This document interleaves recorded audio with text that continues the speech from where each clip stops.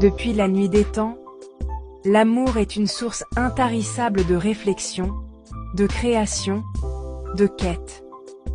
C'est ce sentiment universel qui touche chaque être humain, parfois dès les premiers instants de la vie, et nous accompagne jusqu'à notre dernier souffle. Pourtant, malgré son omniprésence, l'amour reste un mystère. Comment expliquer cette force invisible qui unit, bouleverse, élève ou détruit? Des philosophes, des poètes, des artistes ont tenté, à travers les siècles, de percer le secret de l'amour. Pour Platon, l'amour est une quête de la beauté et de l'absolu, un élan de l'âme vers ce qui transcende l'individu.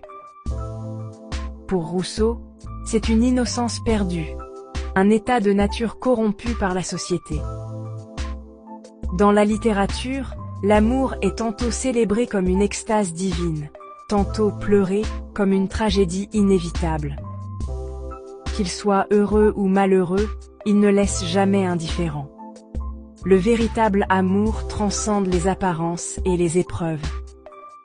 Il ne se nourrit pas uniquement de passion ou de désir, mais aussi de respect, de complicité et de don de soi. C'est un lien silencieux fait d'échanges de regards, de silences partagés, de gestes tendres et de fidélité tranquille. Il ne se mesure pas aux grandes déclarations, mais se construit dans la patience, l'acceptation et le pardon. Aimer, c'est aussi se dévoiler, montrer ses faiblesses, ses fragilités. C'est ouvrir son cœur au risque d'être blessé, trahi, abandonné. Mais c'est précisément cette vulnérabilité qui donne à l'amour sa valeur inestimable.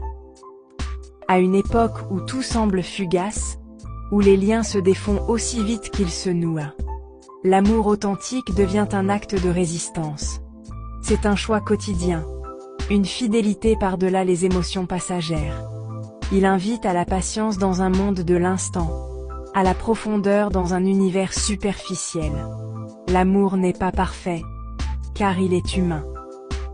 Il connaît les doutes, les tensions, les déceptions.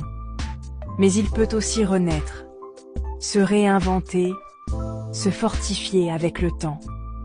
Il grandit avec les épreuves, mûrit avec les années, et loin de s'éteindre, il devient cette douce lumière chaude qui éclaire la vie jusqu'à son terme.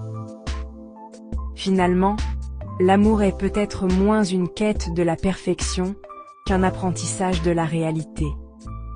Il nous enseigne que la beauté est dans l'imperfection, que la force naît de la fragilité, et que la vraie grandeur est d'aimer, encore et encore, malgré tout.